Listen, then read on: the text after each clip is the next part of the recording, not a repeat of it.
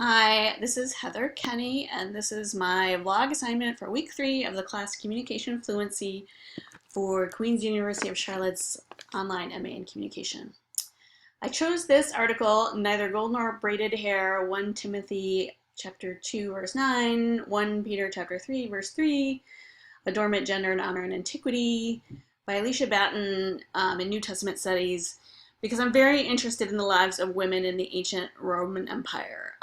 Since they weren't as educated as men or really allowed a role in public life, for the most part, their lives were rather hidden. Nobody was really interested in their lives, so there's not a lot of records. It's just there's not a lot of specific information about specific women.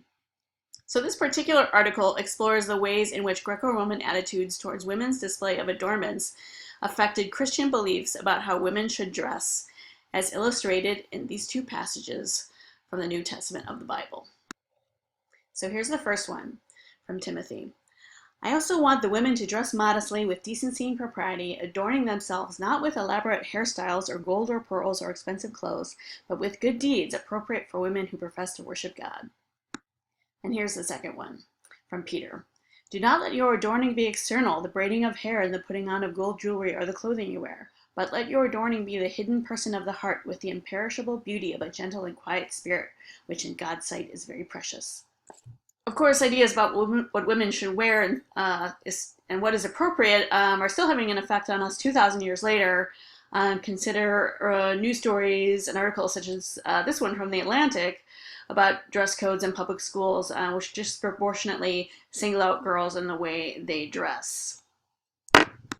So in the introduction to my chosen article, Batten describes rules about what women could wear in a specific ancient Greek mystery cult, which you can see gets very specific. Women cannot wear transparent clothing.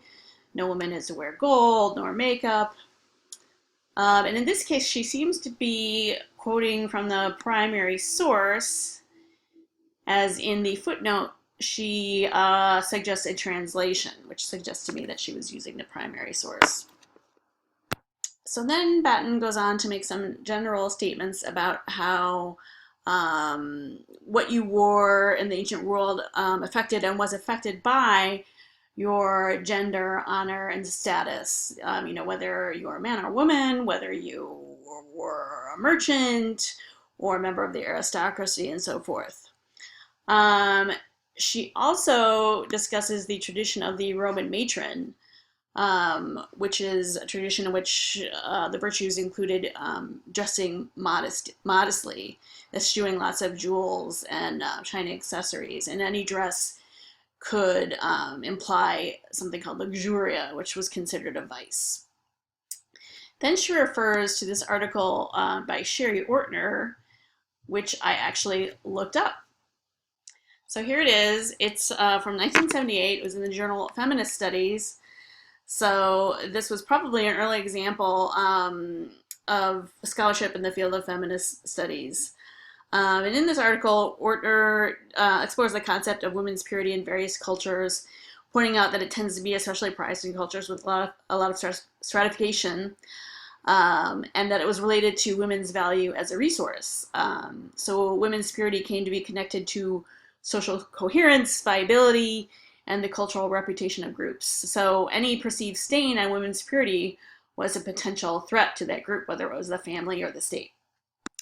Going back to Batten's article, she points out that women didn't necessarily agree with this outlook of, dressing modestly, because their concept of honor wasn't necessarily the same of men's. And since they lived more privately and less publicly, they had a little bit more wiggle room about what kind of adornment they could get away with.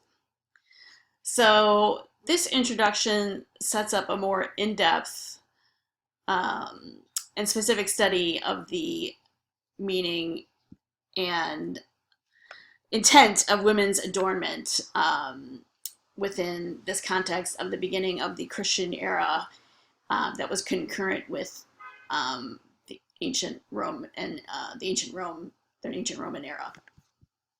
And then just another note about the citations. These seem to be MLA style, given that they put article and chapter titles in quotations as well as in title case, unlike APA.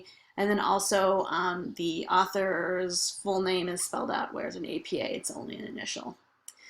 So that's it for this assignment. Thanks very much.